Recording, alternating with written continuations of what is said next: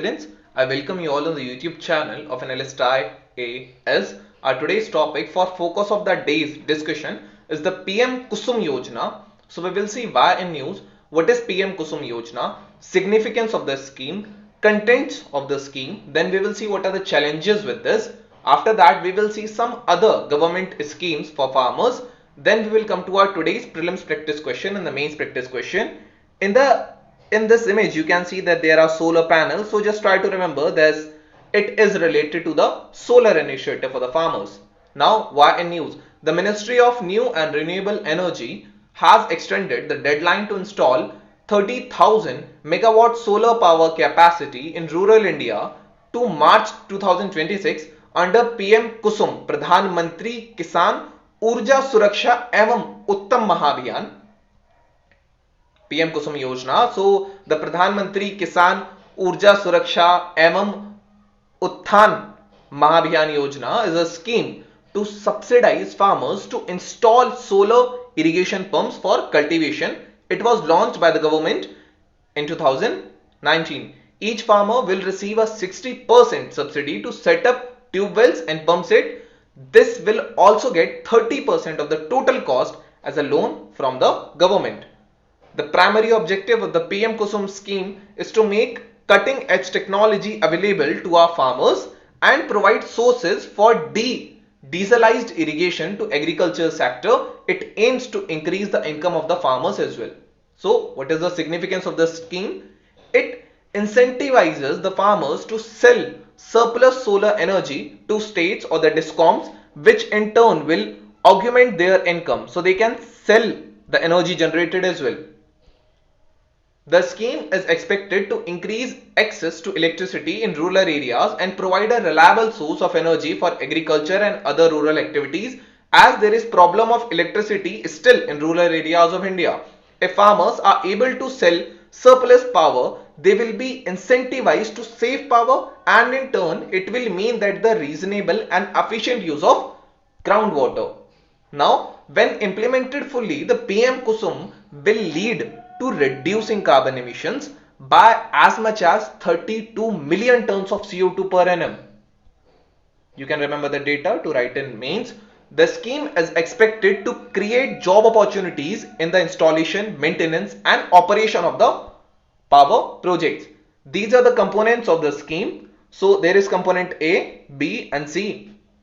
Here component A is for setting up 10,000 megawatt of decentralized solar and other renewable energy plants on agricultural lands. Component B is for installation of 2 million standalone solar pumps for off-grid areas and to replace diesel pump. And component C for solarizing 1.5 million existing grid connected irrigation pumps. So this is for existing, this is for solar pumps, and this is for basically solar energy or the renewable energy. So these are the three components of the scheme. Now, what are the challenges associated with it? The cost of setting up solar power projects can be very high. It is very high, and some farmers may not have access to necessary financing and awareness as well.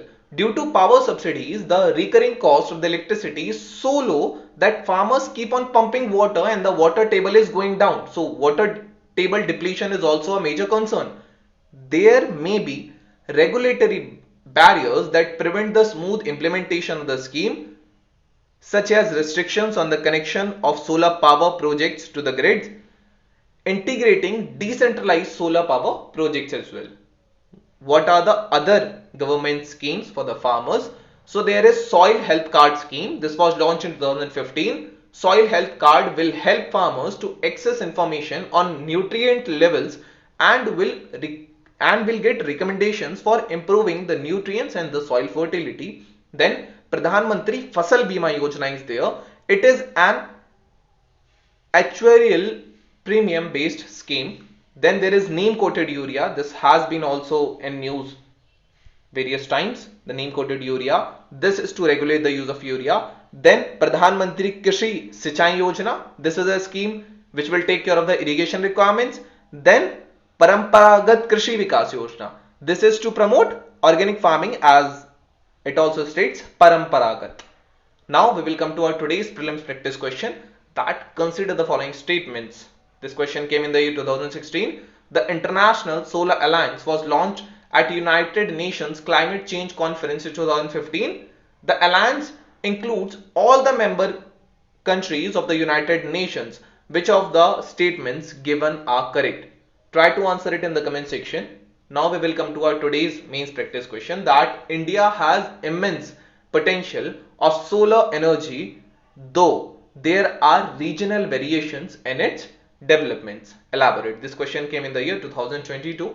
This was all about the PM-KUSUM scheme and different other schemes which are implemented for the farmers. Thank you. Have a nice day. Stay tuned for the next video. Subscribe to the channel as well so you can get our notifications on a daily basis and you can interact in the comment sections also.